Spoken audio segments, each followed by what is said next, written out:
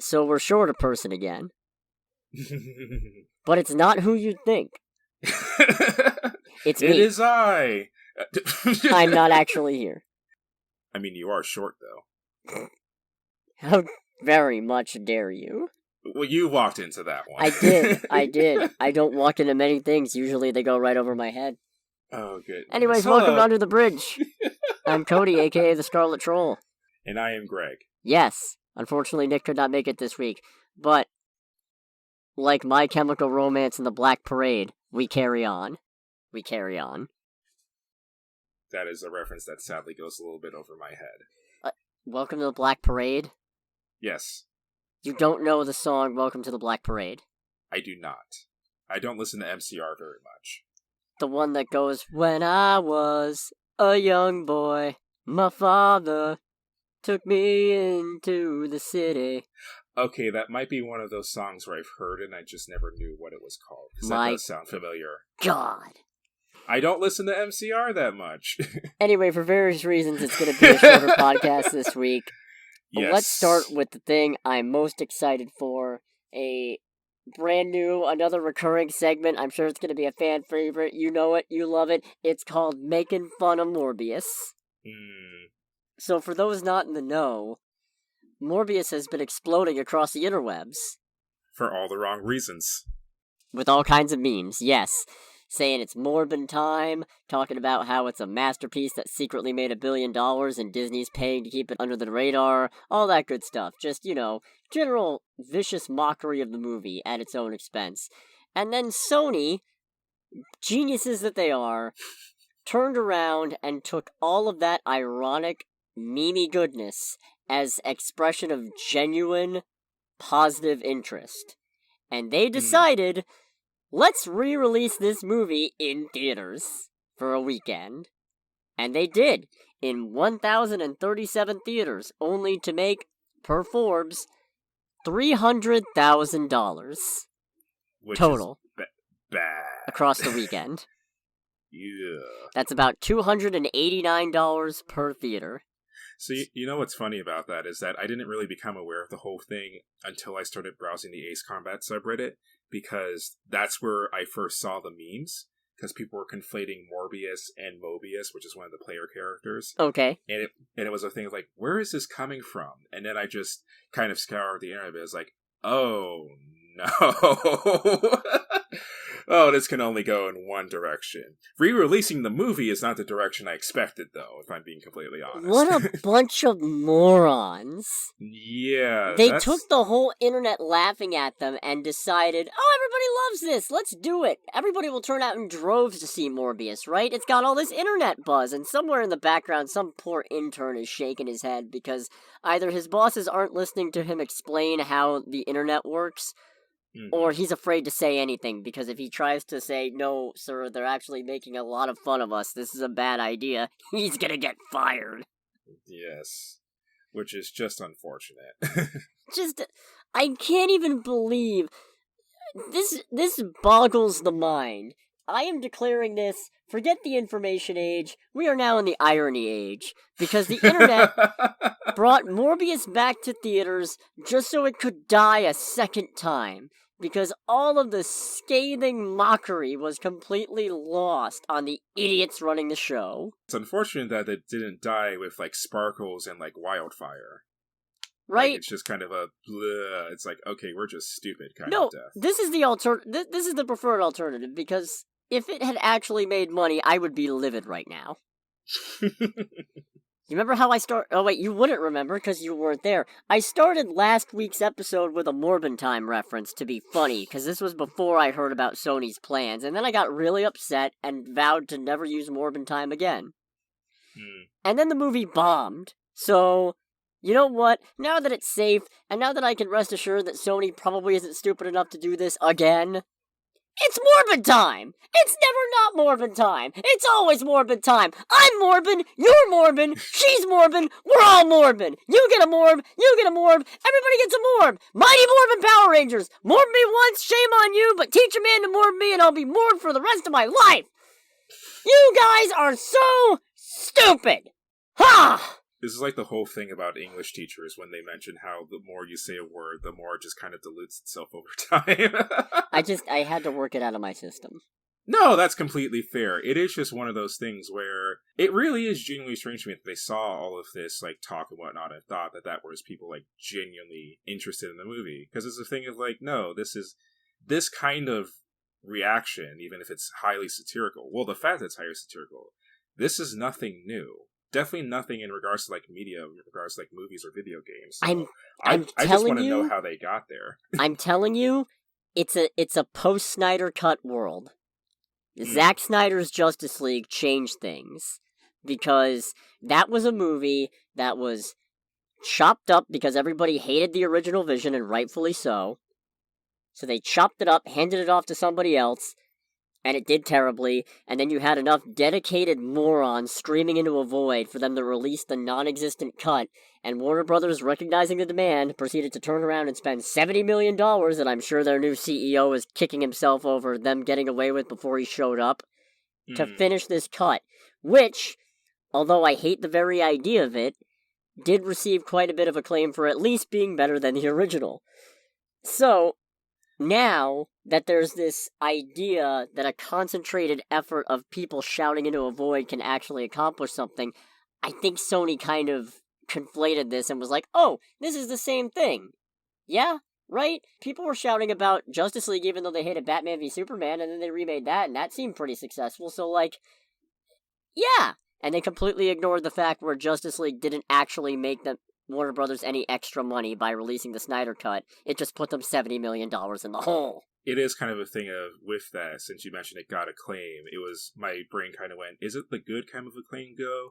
Is like kind of the whole thing where, you know, saying like, having syphilis is preferred to having gonorrhea? Well, even that... True, that's not a great line. I mean, there are genuinely people who appreciate the Snyder Cut, and, you know, more power to you. Good luck getting duped by Snyder lying and saying he had a finished cut of that movie, only to turn around and then charge Warner Brothers $70 million to release his completely finished cut that he told you existed. Yeah. But it also got some acclaim in the less laudatory way.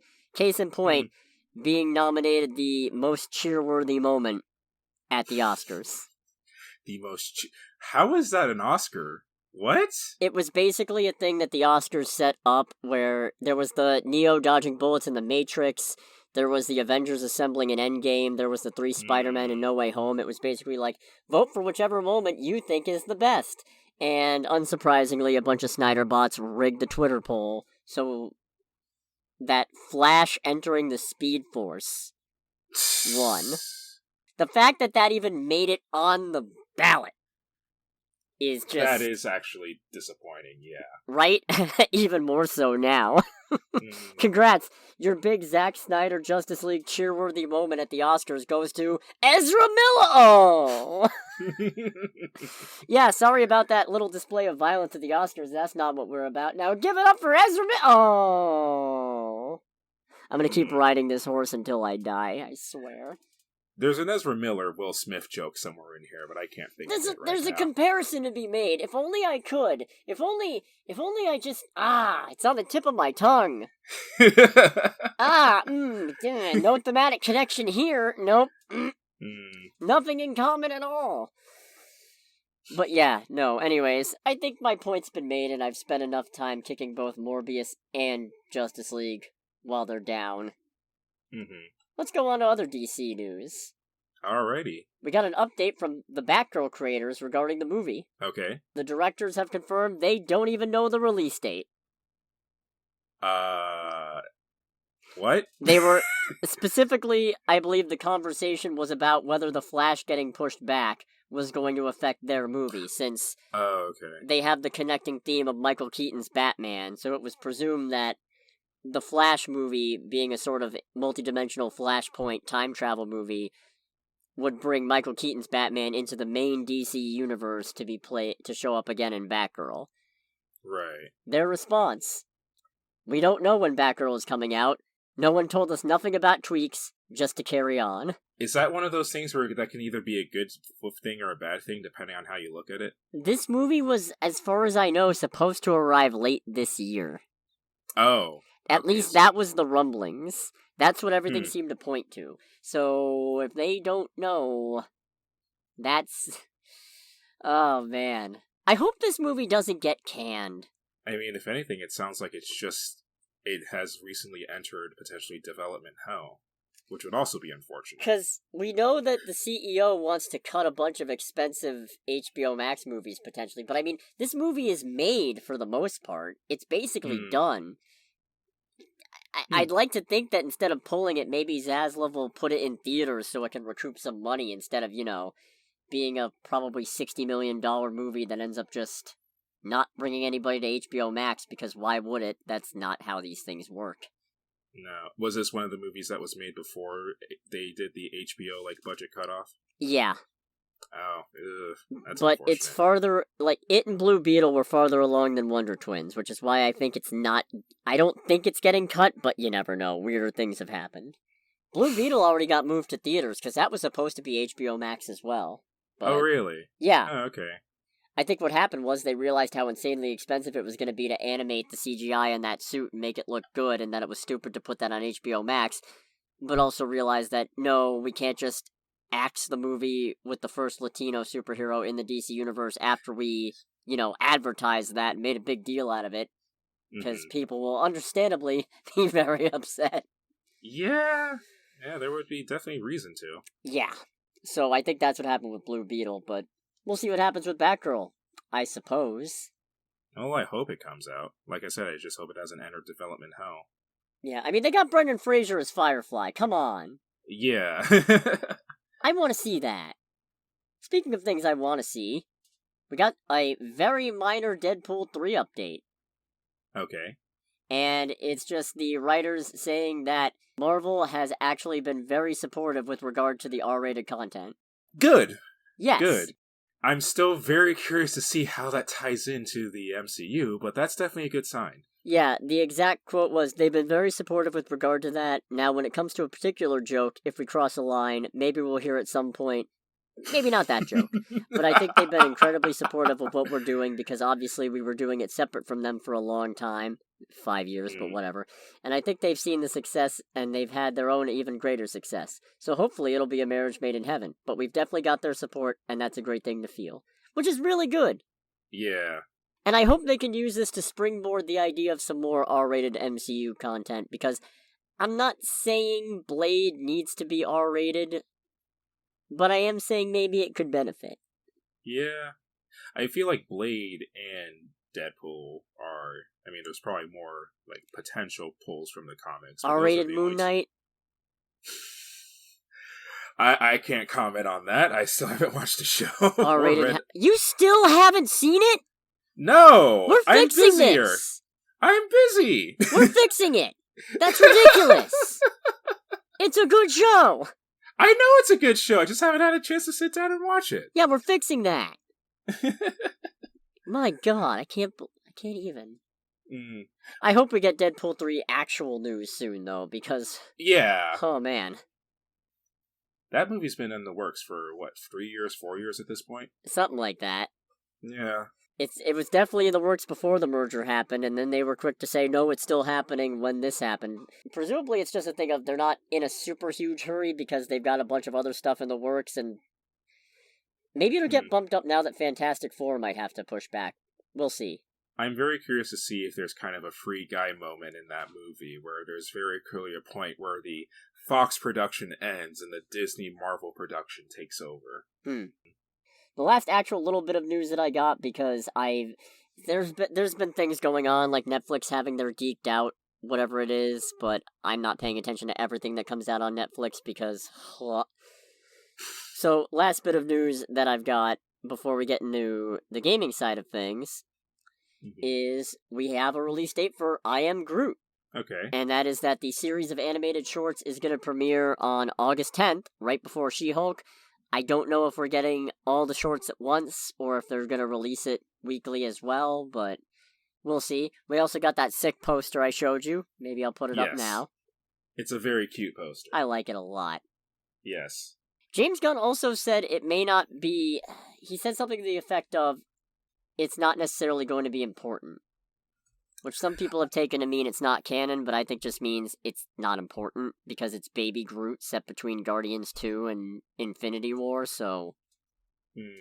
I kind of got the feeling, based on what very few things that I saw of it, is that this might be kind of a similar situation to what Star Wars Visions was to the Star Wars franchise, where it's kind of its own little kind of bite-sized fun thing that doesn't affect anything, but is still a good time. Yeah. With that, I kind of figure that if that is the case, they probably would release all the episodes at once. Makes sense. Oh, actually, couple of things piggybacking off of that. There's a couple of Guardians updates. One of which is that Daniela Melchior has been confirmed to be joining the cast, although we don't know as who. Okay. I believe James Gunn said she's not Moondragon, so that's sad, but... Oh well, she was great in the Suicide Squad, so I'm very much looking forward to seeing her again. Oh yeah. She was Ratcatcher. Yes. Good. Glad you know. I mean, she was great as Ratcatcher. It was very fun. It was very fun watching her being Idris Elba's foil. So if we get more of that, I am all on board. And they've also added Maria Bakalova. Bakalova? I apologize. I'm very bad at pronouncing names. It has nothing to do with any language. I'm just bad at it. She is known for having a breakout role in Borat's subsequent movie film. And she's also going to be in the A24 slasher parody Bodies, Bodies, Bodies. So, also exciting. Okay. Wow, that comes out, what is that? That's May next year. Oh, really? So that's, I mean, in the grand scheme of things, that doesn't seem like that far away. No, that's 11 months. Wow. Yep. I'd just like to remind you, we only have a month until Thor. Do we now? Miss Marvel comes out Wednesday. When this podcast goes up, I will probably have seen Miss Marvel. Not at 3 a.m, but I'll have seen it. No, don't do that. No, absolutely not. I'm getting very little enough sleep as it is. Good. Oh my goodness, this is kind of getting I mean, I remember us talking about this when we were kind of starting to get Marvel stuff back after the pandemic. I was kind of like, I'm kind of cool with it taking longer between releases. This is kind of turning into why that is, because nothing against it per se, but it is kind of a thing of like every time this has happened, I'm like, wait, it comes out when? Yeah. Like that soon? Well, just remember, after Black Panther Wakanda Forever, the next movie release we've got is for 4 months, which is good. That's a good gap. Actually, there's also a 4-month gap between Thor Love and Thunder and Black Panther 2, so, yeah. There's still going to be Disney Plus stuff, like, obviously, She-Hulk, but we'll see. We have to be getting some Black Panther 2 information soon. Hopefully. Unless they want to delay the movie again. No, let's hope not. So anyways, because it's been a sparse week of movie news, by which I mean I only felt like looking up certain things and chasing after certain things, we're going to go into gaming, which is also sparse, because this is not my department, but I tried my best. I mean, there's a couple things that have happened that I kind of want to talk about a little bit. Live update to Nickelodeon All-Star Brawl, baby! We got voice acting! I just want to make sure, when the game launched, there was no voice acting at all, correct? None whatsoever. Why? Because Nickelodeon's cheap. That's so frustrating, because part of what made those characters so, significant growing up was their voices. I feel like that's a major thing to, just not have at launch. I had no idea. They also added items, but I'm not sure what items. So, now I have to get a copy so I can find out. No, I'm serious. Adding voice acting and items, that clinches it. XJ9 and Hugh Neutron getting in, that was already a big sell. Rocco getting in, also a big sell. The fact that Powdered Toast Man, Ren and Stimpy, and Zim were already in the game, also great. But voice acting? That's good. That's good shit. I still maintain my previous thing when Hugh Neutron was announced is in how the hell does that work? He's not exactly a fighter, although he'll throw ducks and pie. I have no idea how the game balance is right now, but it would be very funny if Hugh Neutron was actually the most overpowered character in the game. That would be great. That would be great. That would be the only thing that would get me to remove my criticism. Plus, I mean, they put Ultra Instinct Shaggy in multiverses. Can we get Shadow Realm Hugh Neutron? But we'll see when he comes out, I suppose. Mm-hmm. We also got the trailer for Pokemon Scarlet and Violet, and confirmation it is coming out November 18th, 2022, I believe. Okay. I mean, that's definitely more your department than mine. I'm cautiously optimistic. Because, yeah, it looks cool. I'm not as huge a fan of the more... This art direction for the human characters doesn't really resonate as much with me, but we'll see. The big news, obviously, is Lechonk, everybody's new best friend. Lechonk. I'm gonna throw up a picture right now. Look at that precious boy. He's so good. He's just a round little piggy friend. I need more of him. It's like, and if his evolution is ugly, I'm gonna have to put him on my team and not evolve him either. So I'm just gonna be running through with Fuecoco and Lechonk, and neither of them will be allowed to evolve because they're my precious sons. They also have shown that you can have 4-player co-op because the game needed to be even easier. Or who knows, maybe they'll make it harder if more people play. I doubt it because it's Pokemon, but we'll see. Did Pokemon not have multiplayer co-op before? They had 2-player co-op in the Let's Go games. Huh. I kind of figured that would be one of the series that would have co-op. No, it's all about linking up together. Because you gotta remember, it was on handheld for the longest time. That's true. But I think, honestly, the real big thing is that they have come very close to calling the game open world without actually calling it open world. So I'm curious to see how that pans out. Because it's so close, you know? My only real thought on the trailer, because I did watch the trailer, just because I usually watch this kind of stuff just to keep up with it, is my thought process was, yep, that's a Pokemon game, followed by, why does this legendary look like he has Junkrat's tire in his chest? I'm not a huge fan of that, I'll admit. Not a huge fan. So, the exact quote from their website is, "You can experience a new style of adventure with a world that you're free to explore at your leisure and not in an order dictated by the story." Now that sounds very close to saying this is an open-world Pokemon game, but I do just want to note, it does not actually say open-world Pokemon game. It just says it's not dictated by story. So to me, what that sounds like is just them saying, I don't know if the Pokemon games, if they are linear in any capacity. Oh, ordinarily extremely. Oh, really? Yeah. I'm surprised by that. No, these things are linear as fuck. Okay.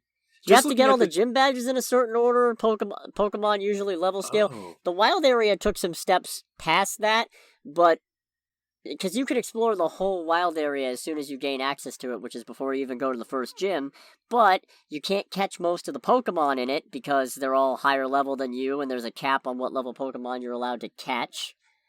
And you still can't get in a half of the map until you've cleared the first 3 gyms. Okay. So, because of that, that's why I'm not convinced that this is open world until they outright say it, because this feels like legal speak.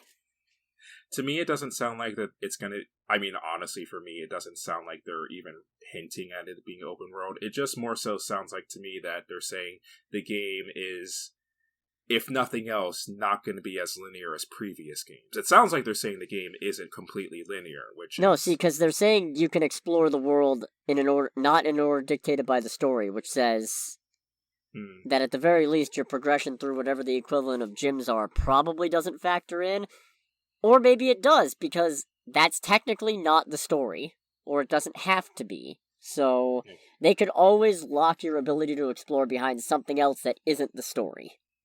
Okay. But I am still optimistic.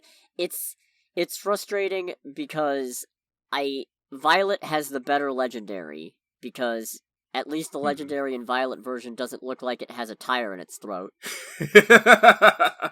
That caught me. That was like the first thing I noticed in that trailer. Is like, the hell is that thing? But I have to go with Scarlet for A, brand synergy, and B, that professor. Scarlet has a better professor. I am not a fan of Giga Chad Professor Turo.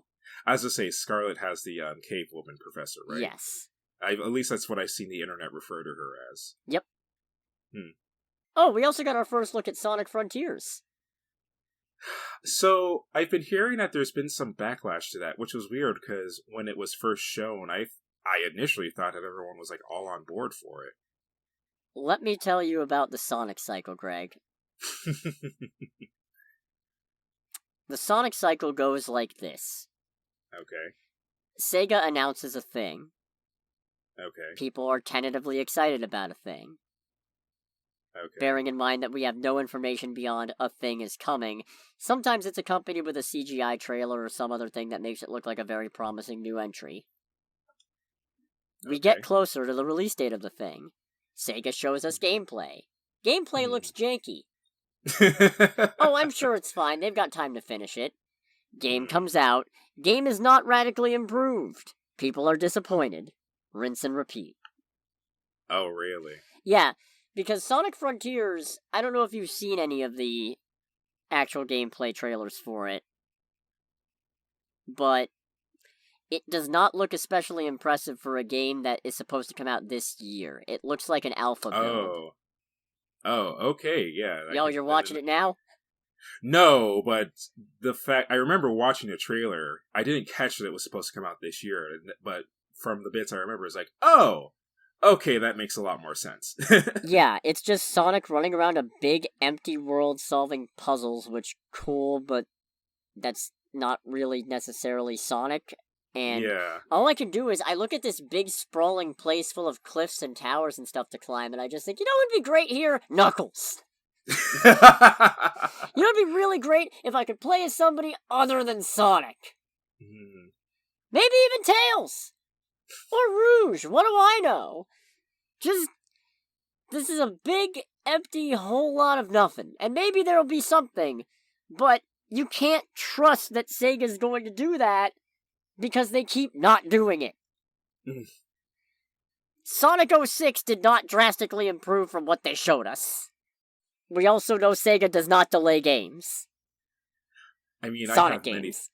I have many thoughts about Sonic 06, none of which I think is relevant to the current discussion. Nah. And that game was 16 years ago, but it's still such a black mark on the series because of just the expectations they built up and then refused to deliver on. And they have been spiraling, trying to claw their way back out of the pit that game has dug ever since. To mixed results. Not every Sonic game since 06 has been bad. Colors was really good. Half of Unleashed was good. Lost World was playable. So that was neat. Forces is also playable. Generations was good. The problem is, all the really good Sonic games end up setting the precedent of defining what Sonic is for the next bit, and it's never as good. Like, Sonic Colors, really good, but now it's just boost gameplay. Generations was good. Oh, hey, let's keep bringing back classic Sonic and keep making 2D platforming Sonic games. Oh, what's that? You wanted a big 3D Sonic thing with multiple of Sonic's friends? Nah, you're not getting that. Sorry, please continue. That would make too much sense. The only thing I can add to at least Sonic 06 in that regard is constantly having to explain to people at work, like, when they ask about that game, it's like, is this a good Sonic game? It's like, no, it's pretty bad. No. Well, why is it so much money? Because the internet. And it's like, well, what do you mean by the internet? Because it's notoriously bad. It's like, I genuinely cannot explain this in a good way. Because it's content. And then speaking of content, Sony had their State of Play. Yes. And I do not care about most of it. Was there anything that caught your attention in it? The biggest highlight for me is that Spider-Man Remastered is coming to PC, and that's not even necessarily good news for Sony, so... Other than that, I mean, Stray looked interesting, mostly because I'm curious why this cat is roaming around doing stuff, and why there are robots helping it out. Yeah, that I thought that was one that did get my attention. It was like, this is neat.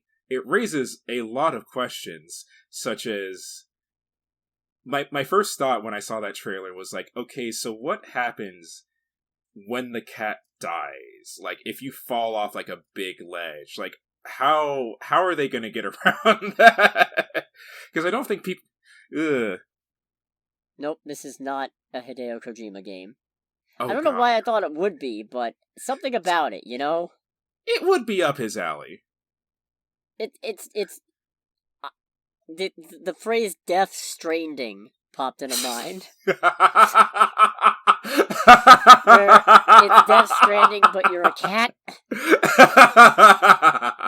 I am actually upset with myself for laughing at that. I'm not gonna lie. Because that's so sad. If it's any consolation, I feel very validated by you laughing. It's so sad. I mean, I don't know. So, I mean, I can't really comment on a lot of things because, as I'm sure is obvious by this point, my taste in games is very, very niche, so I can't really, like, give a lot of insight on things. That being said, the two that caught my attention were Street Fighter 6 and Final Fantasy 16. Yeah, don't care about either of those personally, but do go on. I mean, obviously I don't know much about either series. I've only dipped, like, toes every now and again in the Street Fighter pool. Even though technically one of my most expensive game in my collection is a Street Fighter game. Really? Yeah, I have Capcom vs. SNK. Huh. Which is honestly a very fun game. It was a thing of when we tried it for a stream at work. It was like, this is really fun. How much is this? Oh, this is $70. Okay. But it was a thing of like watching the trailer, seeing like the graphics and all that, and especially the background song for the trailer. I am a sucker for music in games, and that just had me hooked. It was also... It looks encouraging for what Unreal 5 is capable of. So... Yeah. I kind of thought that was a good time. And same thing with 16. Final Fantasy I definitely do not have much attachment for, because I know nothing about that series. If I need to know about the series, I talk to my best friend, in all honesty, in Sarasota. Right. But that still looked really cool. The combat looks really good.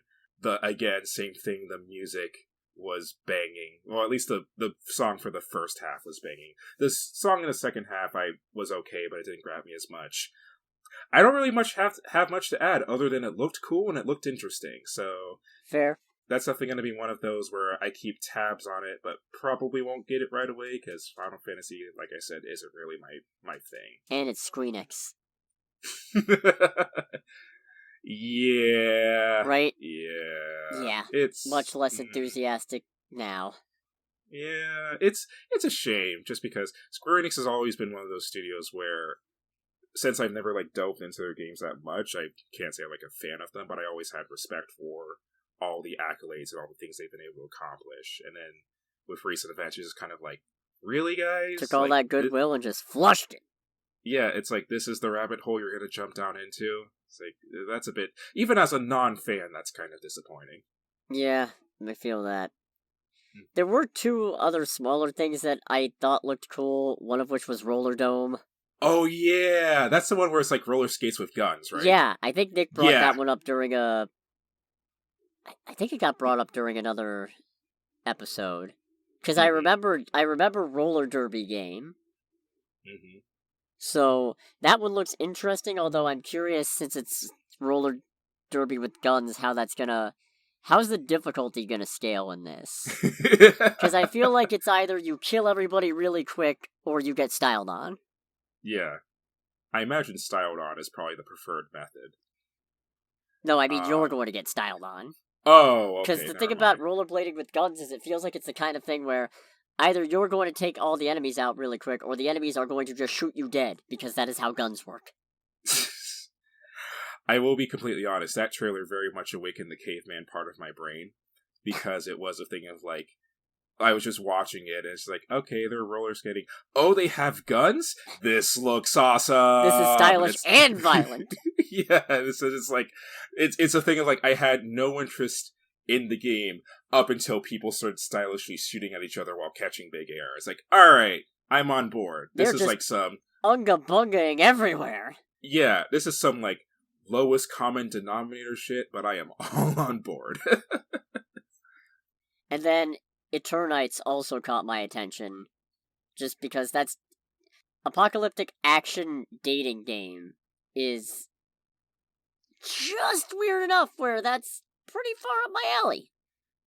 I will say that is a game that I feel like I am probably more curious about than I should be. Because it's just a weird concept, right? It's a really unusual combination. It's like action, post-apocalypse RPG, also dating sim. It's like, one of these does not belong with the other. It's like a Persona game if you set it in a Shin Megami Tensei setting.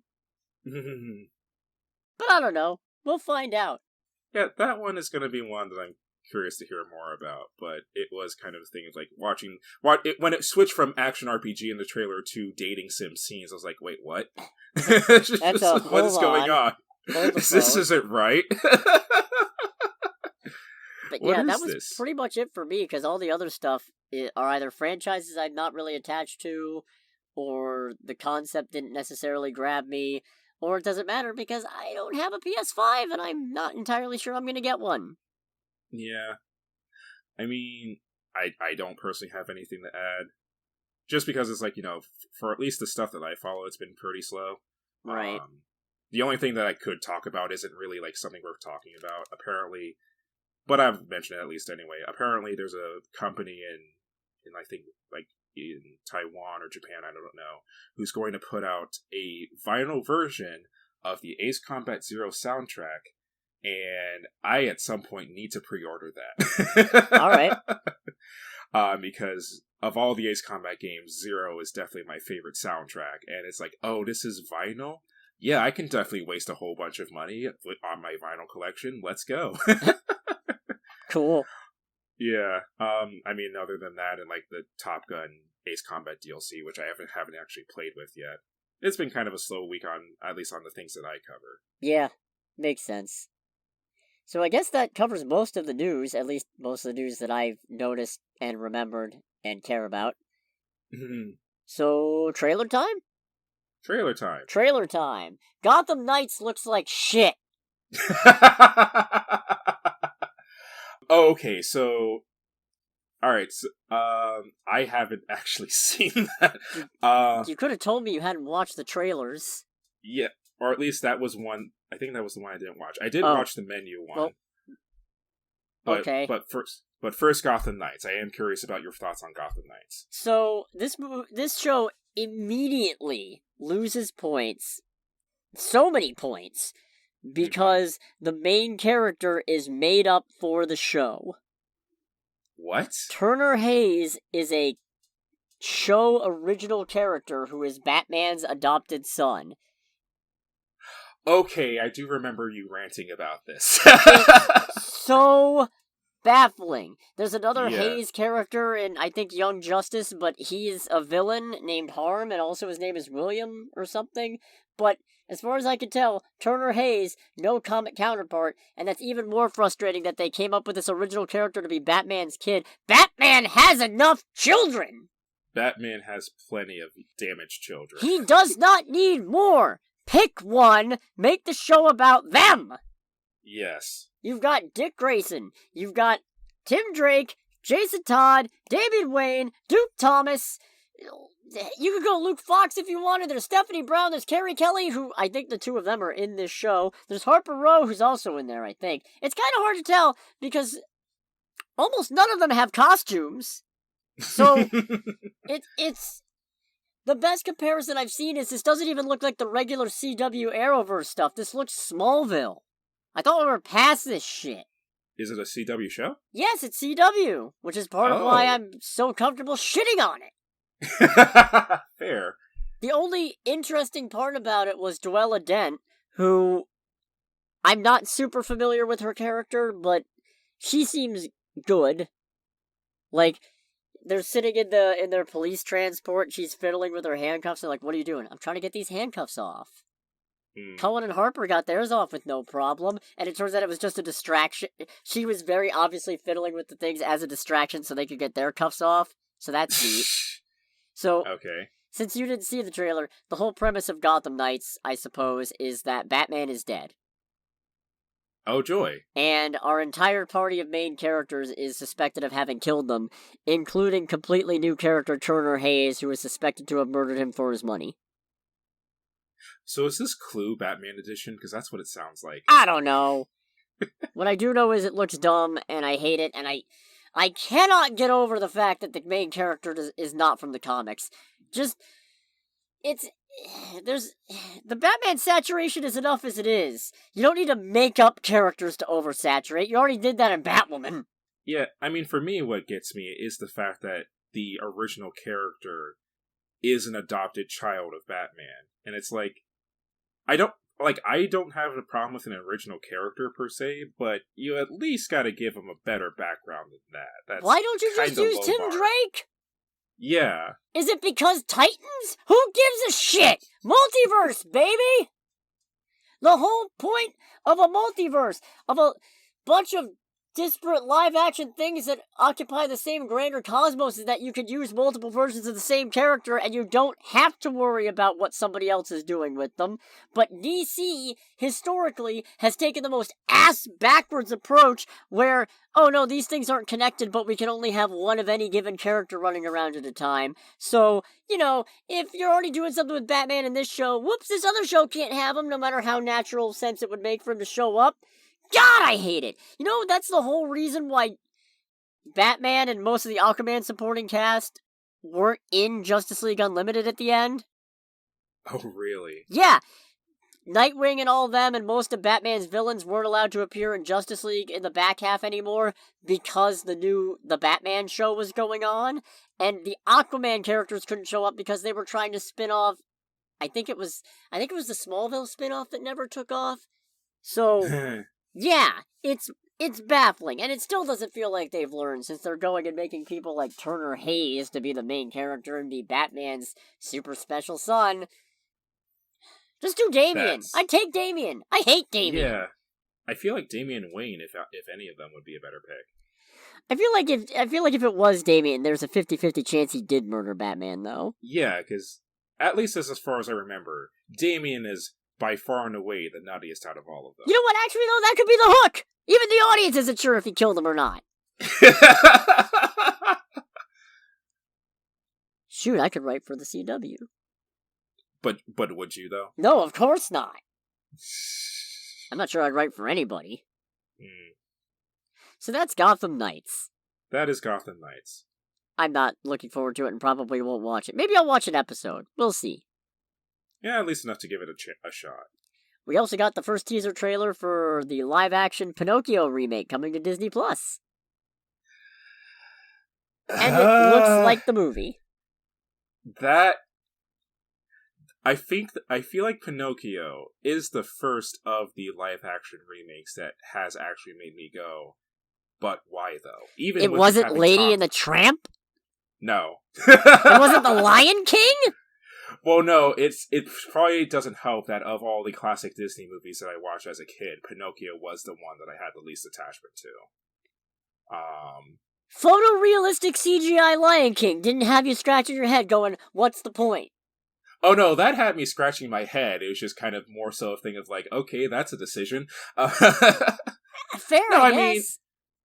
It's one of those things where I kind of get why these exist, or I definitely feel like they're more for the kids now that exist, but it is still kind of the first one that's made me go, like, even with it having Tom Hanks, and I fucking love Tom Hanks, just kind of scratching my head going, I don't understand? Tom Hanks really do be everywhere right now, huh? Yeah, lately. I mean, I kind of got a glimpse of him kind of darting between places when he was going to be in the Elvis movie. It's like, okay, cool. Also, I couldn't 100% tell, but I feel like the cat is CGI. Oh yeah, the cat's definitely CGI. Which presumably makes sense because they want a broader range of emotion out of the cat than you could get from a real cat. Mm. Now, you know what frustrates me about this trailer? Mm-hmm. We know Pinocchio looks pretty much exactly like he does in the animated movie, right? Yeah. But we don't see any bit of him actually moving. No. Yeah, that was a tease. And I know it's a teaser trailer, but the movie comes out in, 3 months? Oh, does it now? September 8th. So, you'd think now would be the time to show people how you're going to do this whole puppet and live action thing.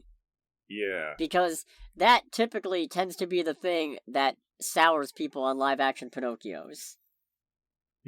So it's baffling to me that in this trailer they keep dancing around it, but nope, we're not gonna. We got one bit of a puppet, but they're on string, so that doesn't tell us anything.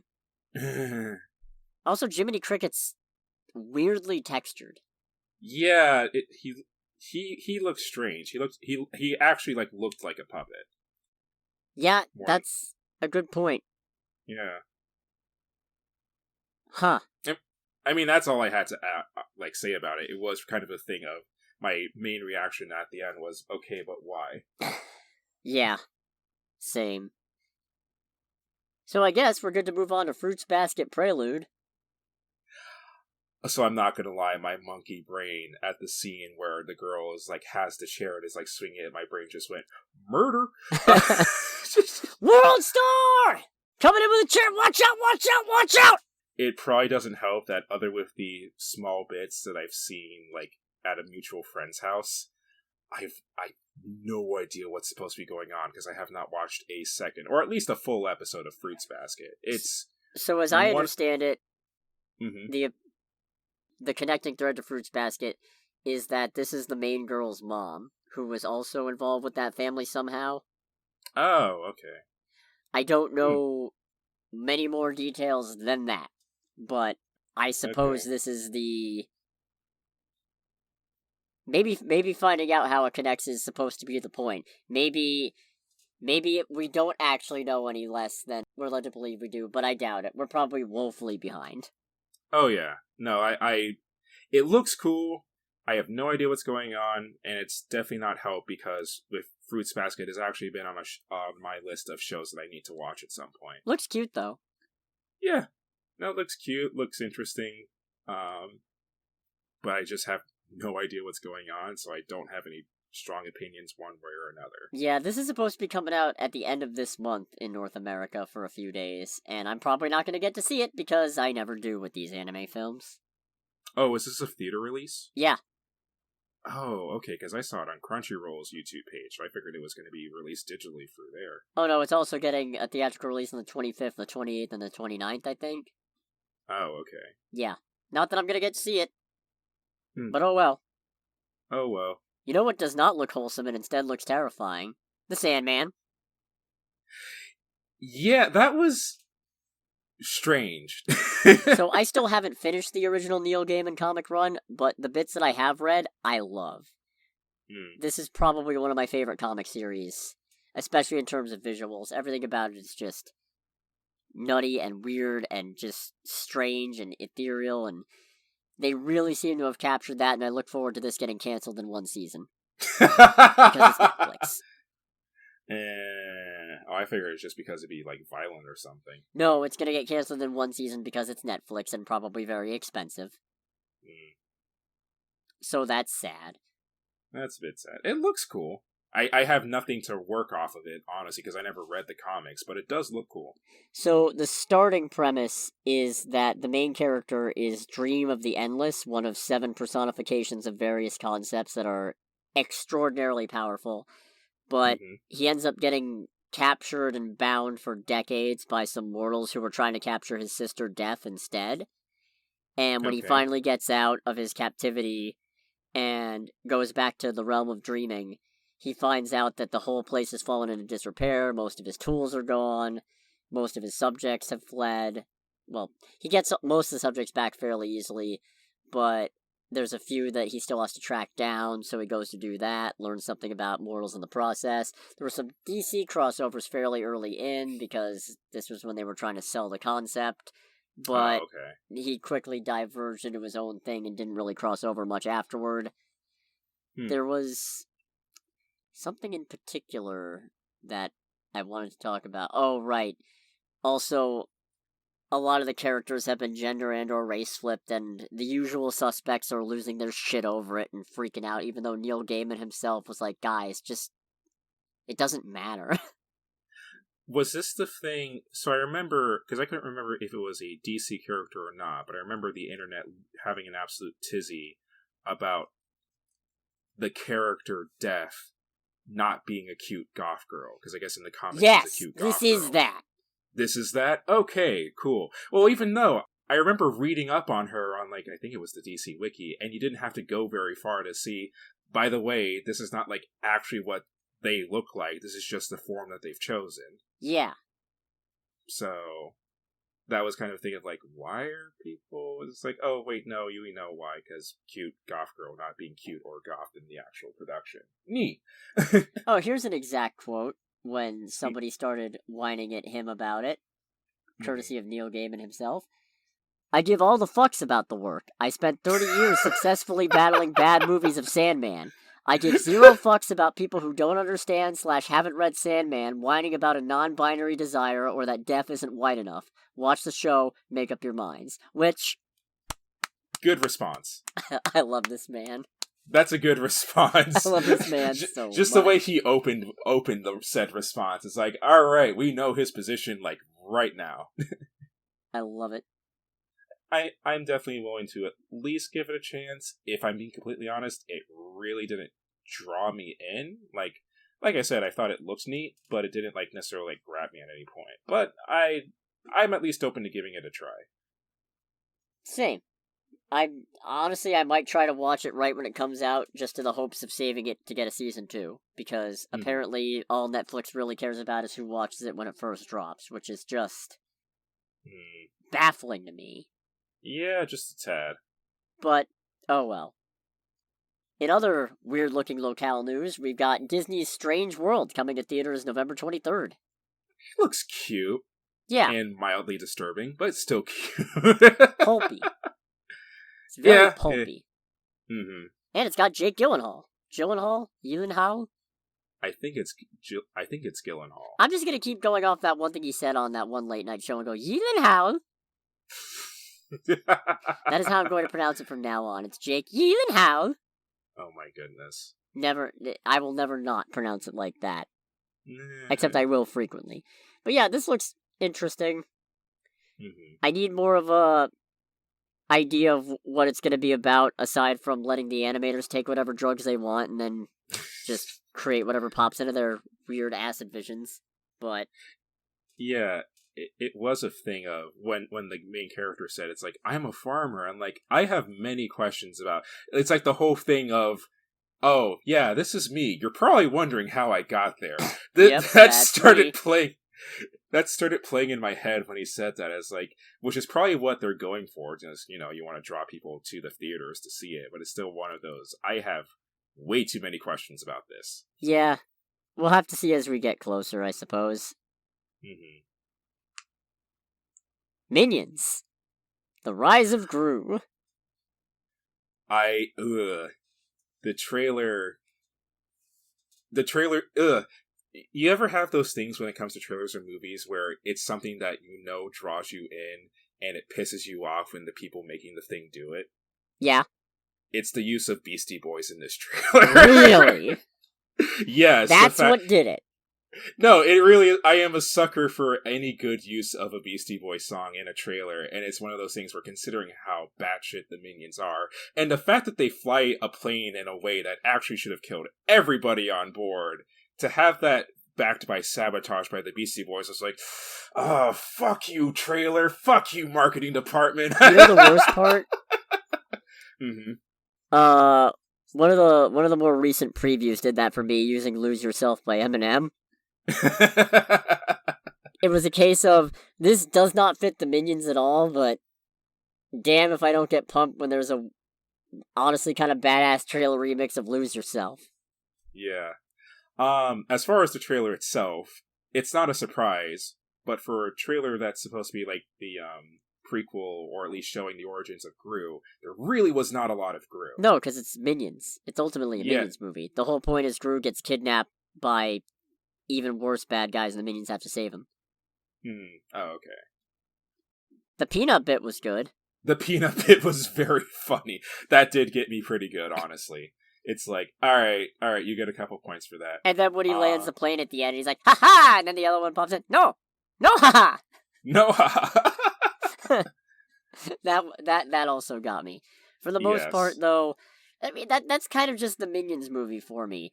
The last Minions movie, I don't remember most of it, but I remember the one part, which is when the Minions are bopping around Buckingham Palace, singing their own version of the Monkeys theme song, that just killed me. That was great. And I will forever have a special place in my heart for that movie, specifically because of that. Especially because I think I was the only person laughing. But I was dying. I don't know, it's one of those things where the Minions movies are weird for me because, if I'm being completely honest, I'm not crazy about the Minions as a concept, but I've never, like, walked away. Oh yeah, no, they're terrible. But I've never walked away from a Minions movie, like, completely hating it, either. I mean, there's only been one. Whoa, fair. Well, just kind of the whole franchise in general. I'm for sure for DreamWorks, it's going to be the usual thing of, we came, we saw, we showed, and we sold a shit ton of toys. That's not DreamWorks, that's Illumination. Illumination, sorry. Yeah. Still, point still stands. Yeah. These are the people making the Mario movie. Be afraid. Be very afraid. Be prepared for the Goombas to be the next Minions. Calling it now. Oh my god, I didn't even think about that. You're welcome. You're right. Yeah, I think you're right on that, honestly. Right on the money. You're not the only one cursed with knowledge.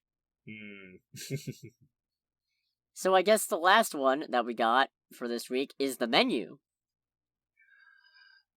That is the trailer for that made me go, I really shouldn't want to see this because I'm pretty sure I will be deeply uncomfortable watching this movie, but I do kind of want to see it. It's so bizarre. Yeah. Plus it's Ray Fiennes and Anya Taylor-Joy. Yeah. Who brings me much joy. It was a thing of like as I was watching it, I just got continuously more uncomfortable with everything that was happening. It's like I could just tell myself, I know I'm not going to enjoy this movie, but I am interested enough to see it, even though I know I won't like it. The best part is I didn't even know what it was. I just decided to watch it on the whim of, oh, it's coming to theaters and I like the cast in this, so let me go ahead and watch this. And at first I was expecting it was some kind of drama or something. But then as it keeps unfolding, it's just like, oh, this feels unsettling, but I don't know if it's intentional. Oh, it's intentional. Oh, this is 100% intentional. This is just like this. That's what this is. Ralph Fiennes. Ray Fiennes. Ray Fiennes, sorry. He doesn't normally do horror, does he? Not as far as I know. Yeah, that was kind of the thing that got my attention. It was like, I don't associate this man with horror. But the fact that he's in this... He's Voldemort. Does that count, though? It does now, I think. Fair. Social horror. Oh, got him. Don't know who, but I got him. Yeah, like I said, interested, definitely curious to hear more about it. Probably gonna hate it if I see it in the theater. Yeah, that makes sense. So with that covered, I think we got this week's box office, and then, honestly, you know what? We could probably spin off into something else, because starting us off, the clear winner of the box office this week, Top Gun Maverick. Yes. With a $90 million domestic weekend, only a, 32% drop or something similar? Which is a very, that sounds big, but in the scheme of movies, that's really not. That is, I believe, still the smallest drop for a movie that opened over $100 million. Yes. It's the second smallest second weekend. It's the smallest second weekend drop for a movie of that criteria. That's the one. Yeah. Which is impressive, and I would never have expected in my life for Top Gun Maverick to be a contender for that. Yes. And I can say I contributed to that, because I finally got to watch it this past week. You did finally get to see that. So I'm going to run through the box office, and then you can talk about it. Yes. So, Top Gun Maverick's $90 million domestic weekend brought it to $295.6 million domestically as of today, and a $557.2 million worldwide total. Not bad at all. No, not at all. In second place, very distantly, Multiverse of Madness took in $9.1 million domestically. It is currently at $388.6 million domestic and $910.2 million worldwide. So Jesus. I don't think it's joining the $1 billion club, but that's still wildly impressive. Yeah. Although, I think Maverick probably is going to knock it off the highest grossing movie of the year so far. And who knows? Just at the rate things are going. Yeah, because I mean, Maverick's already at $557 million, and with that small weekend drop, I guess we'll see. Yeah. I think the domestic is really going to make or break this year. Given the nature of the movie, I feel like the domestic market is going to be very strong for Maverick. Yeah.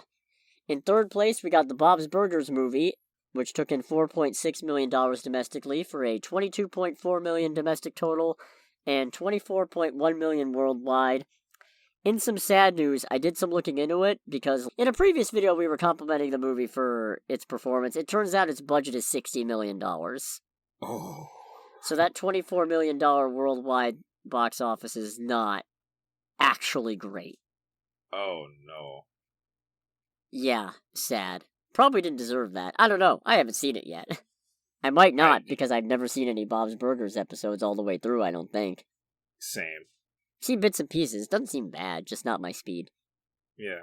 Fourth place, we got The Bad Guys, which took in $3.3 million domestically for a $130.8 million domestic total and $218.1 million worldwide. I also did some digging. Apparently, its budget was $70 million, so it is making money. Which is good. It deserves it. I actually did see that one. Mm-hmm. And then Downton Abbey at $3.2 million domestically for a $43.5 million domestic total and $79.3 million worldwide on a $40 million budget, so that's likely going to pull in something. Yeah. So that movie's been out for how many weeks now, though? A few. I know a few. Well, if they can get to the last bit, then power to them. Good for them on that front. Yeah. So, what'd you think of Top Gun, since we don't have a movie to review this week? I really enjoyed it. So, like I've said before, I'm a big fan of the Ace Combat series, and as such, a bit of, with that military history, like history in general being my things, this movie is, to sum it up, this is Ace Combat 7, the movie. Just because of some of the silliness. Alright. No, I really enjoyed it. From a movie standpoint, I feel like it was very solid, because I did feel like it was definitely one of Tom Cruise's better performances. I did like that it wasn't like a complete and total focus on this new cast of young pilots. Rather, it is a thing showing Maverick and just kind of how he's changed over the years, how he's done well. Not as much as he should have. Well, no, actually, it was kind of interesting. I was very happy and surprised to see how open the character was to talking about not only how well he's done, but also the places that he's failed at. Like the fact that he would have been bounced out of the Navy I don't know how many times ago, if not for Iceman. Yeah, that too. Val Kilmer's piece in it was actually kind of one of my favorite parts of the movie. Yeah, no, same. That actually hit me a little bit. Which is crazy, because in the first movie, I think I said this last week, but in the first movie, I did not really buy their rivalry turn friendship at all. No. I think it's kind of one of those things where it's for stuff like that, because I've seen that in a few other military like movies and whatnot. It's kind of the whole thing of, at the end of the day, everybody's on the same side. So in a certain sense, you have to get along with each other. But everyone is also eager to show that they're better than the guy standing next to them, especially for pilots. Right. But I very much enjoyed that. It was just the right combination of not overtly cheesy, but also being very, very wholesome and doing a lot to progress Maverick's development in the movie. Because it centers on the whole thing of having to deal with Rooster, and while still battling over the grief of losing Goose in that accident, which I will say, as far as like deaths in movies, that has got to be, Goose's death in the original Top Gun is definitely one of the shittiest ways I've ever seen to go. I imagine so. Literally killed by the thing that's supposed to save your life. Yeah. That sucks. Oh, what else was there? No, I enjoyed it a lot. It was very fun. The movie, like, straight up had one of the best PG-13 uses of the F-bomb I've ever seen. When was that? It was during the last bit of the movie where Rooster and Maverick are escaping in the F-14. Oh, yeah. Maverick fires the missile at the 5th generation fire. It's an SU-57. I'll rant about that in a second. And the 5th gen fighter does a Cobra maneuver, and that is an actual maneuver, by the way. Right, the thing where spiraling. Yeah, it's like a controlled spiral. Yeah. You can actually go. You can go on YouTube, just like search up like Sukhoi or Su-27 maneuvers on YouTube, and you'll see videos of Russian fighter jets pulling the same maneuver. Okay. And it is a thing of, it just defies everything. Because it's already the fact that it's a fighter jet, it is literally a vehicle designed to basically say, fuck gravity, fuck the air, fuck science. I make my own laws. Yeah. So that was one of the best uses of a PG-13 F-bomb I've ever seen. I did enjoy the bits of humor, mostly because the humor was very natural. It didn't feel like they were out of their way to, like, make things funny, especially the last bit where both Maverick and Rooster get shot down, and Maverick's giving Rooster shit for it, and Maverick just goes, "What are you thinking?" And Rooster just goes, You told me not to think, just do." And Maverick's just like, he fucking got me. You miserable dingus, you got me. Just in the stunned silence, and the way Rooster just throws up his arms like, ugh. This is the first time I've seen a movie where I regret not shelling out money for IMAX. Honestly, the next time I get paid, I'm thinking about going to see it again, but shelling out for IMAX. Wow. No, because like a lot of the flight scenes and all that, because I'm not sure if you guys knew it when you talked about it, most of the flight scenes were legit. Right, yeah. Practical effects. And especially like the noises and all of that, and all the craziness with the cameras, like, that was a lot of stuff where it's like, I'm actually upset I didn't see this, like, with the full effect. No, I immensely enjoyed the movie. If there was anything that bugged me, and this is mostly the military aviation nerd part of my brain coming out, they purposely don't mention, like, who the enemy is as far as country or name or anything like that. Like the first Top Gun. Yeah. If I had to guess, based on the aircraft that show up, it's supposed to be some kind of amalgamation between Russia and Iran. Okay. Because Iran is the only country that still operates F-14s. Fun fact, as when Iran got F-14s, we immediately started scrapping all of ours to make it harder for them to get parts. But I digress. It was a thing of, when they introduced it, it was like, yeah, they have 5th generation fighters. It's like, okay, these are Su-57s. Only Russia has them, and all of them are basically just decoration. They straight up only have 4 of them, and none of them work, from what I understand. It's supposed to be like their counterpart to the American F-22 Raptor. But it is like, yeah, we have these. Like, the enemy has these fighters, and also a secondary squadron of F-14s, which haven't been, with the exception of Iran, haven't been in any major military service for, the better part of 30, 40 years. So it's kind of a thing of, A, this is a very strange amalgamation of parts, weapons, and maintenance crews needed to maintain this fleet. And B, for some no-name country to have these planes, and, apparently a uranium, processing facility, it would be like if Mexican drug cartels had F-22s and F-35s, and people are just like, I don't know where they got those from. That's just part of reality. Yeah, it especially bugs me. It's like, this is just some minor stuff. I fully acknowledge I'm nitpicking, because this is just my nerd brain going off. But it bugs me because it's like, you can't have that, with it being very obvious what those planes are, while the United States of America and its Navy exist in the same universe. That just bugs me. But other than that, that was really, genuinely my only, significant complaint with the movie. And I wouldn't even call it significant. It's minor. It's a nitpick. So let me ask, favorite trainee? Oh, God. I mean, only 3 of them really matter. 4 of them, yeah, maybe. only 3 of them matter. It's a thing of, I definitely identify with Rooster's, conflict. As much as I hate to say it, because I really did not like his character, probably Hangman. He does have an extremely punchable face. Yes, but it's mostly a thing of, Hangman is literally Maverick in the original Top Gun. as far as how he acts and how he talks. So there's a very, very, very fun and enjoyable element of Maverick basically looking at his younger self and going, "Wow, I was such an asshole. I'm a douchebag." Yeah, like, he didn't say that in the movie, but you can kind of see it on his face, where it's just like... You know what's interesting? I didn't twig to that at all. So that's an interesting catch. Yeah, no.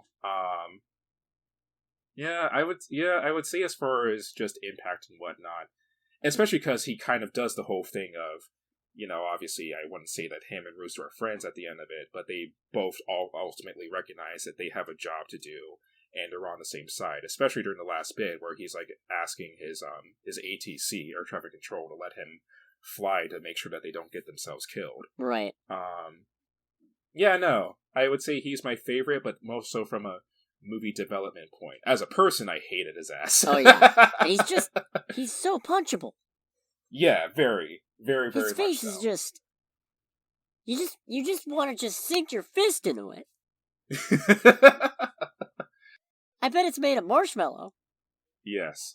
Bob very much has a special place in my heart as well. Bob's cool. Yeah, Bob, is like, what's your call sign? It's like, Bob? No, like, seriously, what's your call sign? Bob. It's like, I identify. I feel like if I had joined the Air Force or the Navy, I would be Bob. Whatever you say, honestly. Bob. Just kind of the guy in the back. It's like, I am smart enough. Well, I'm not going to say smart enough, because these are multi-million-dollar death machines that we're talking about. But it's like, I am just smart enough to operate like all the secondary things in the laser guidance. Actually flying this thing? No! Well, leave that to somebody else.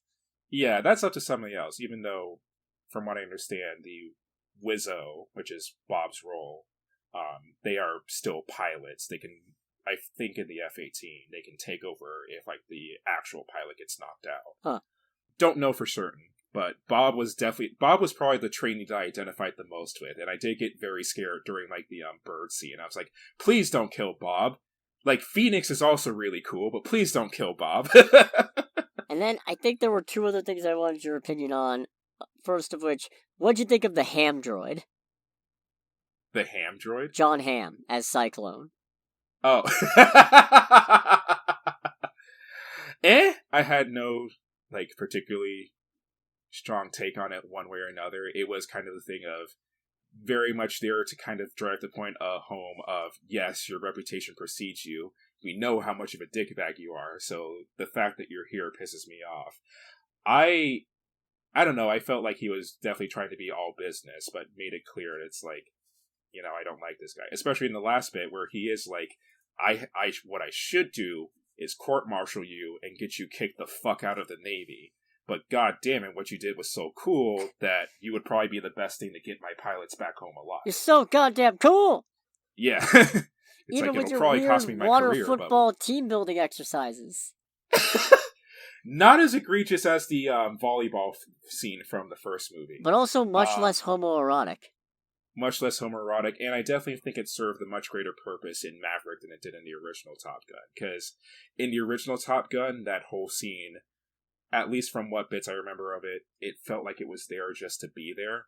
Yeah. With the setup of the movie, it really was kind of a way to show, like, it was a good example of getting, like, a team of people who don't really like each other, how to bond, and how to, like, kind of, like, at least deal with each other's bullshit enough to be like, alright, we can at least work together a little bit. Yeah.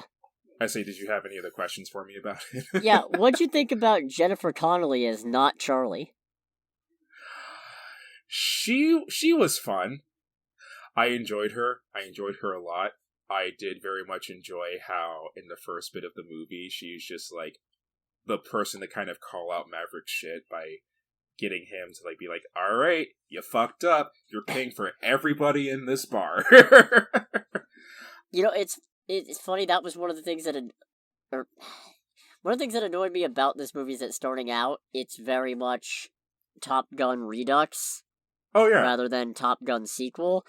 Because one of the few things... I'm bad at visual metaphor and script symbology and what have you, but I did immediately cotton on to oh, look, there's a thing where the new people at Top Gun have an altercation or some kind of conversation with someone in a bar where they make an asshole out of themselves, and then it turns out that person's their instructor.